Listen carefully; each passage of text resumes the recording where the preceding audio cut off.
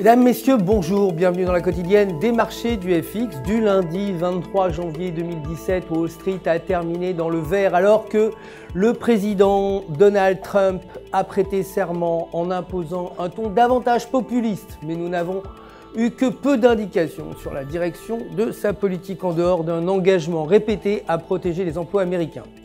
Le Dow Jones a augmenté de 0,48%, le S&P 500 a progressé de 0,34% ainsi que le Nasdaq qui a gagné 0,28%. À noter l'action Google qui a terminé en hausse aussi de 0,33% à 804,54 $.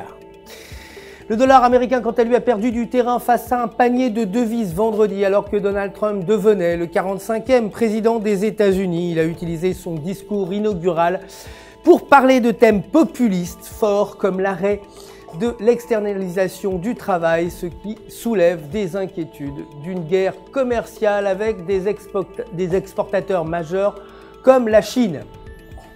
Du côté des matières premières, l'or a terminé en hausse à 1218 $ l'once et le pétrole a également progressé pendant la séance asiatique lundi après la rencontre des ministres de l'OPEP et des homologues des principaux pays producteurs qui ont accepté une action coordonnée pour diminuer les réserves mondiales de pétrole. Jusqu'à présent, ce plan semble bien fonctionner. Du côté des devises, l'euro augmente vers son niveau le plus haut en plus d'un mois avec des investisseurs qui préfèrent sécuriser leurs gains après le rallye récent du dollar en attendant que le nouveau président des États-Unis offre plus de détails sur les stimulus qu'il a promis. Techniquement, sur le graphique horaire, la paire euro-US dollar évolue proche de la bande supérieure de Bollinger avec un MACD au-dessus des zéros et en maintenant ces conditions, la paire pourrait augmenter vers 1.0900 alors qu'un repli vers la ligne interne des bandes de Bollinger pourrait l'amener vers 1.0500.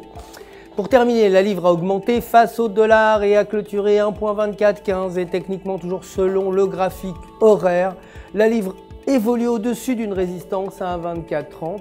En se maintenant sous cette ligne, la paire pourrait chuter vers 1,2250 alors qu'un franchissement du niveau pourrait pousser la paire vers 1,2550. C'est tout pour aujourd'hui, merci de nous avoir suivis, je vous retrouverai bien entendu demain matin pour la suite des actualités des marchés du FX. En attendant, restez connectés, restez avec nous sur www.ufx.com pour tout votre trading et pour retrouver votre partenaire, votre gestionnaire de compte personnel prêt à répondre à toutes vos questions. Toute l'équipe de FX est jointe à moi pour vous souhaiter une excellente journée sur les marchés.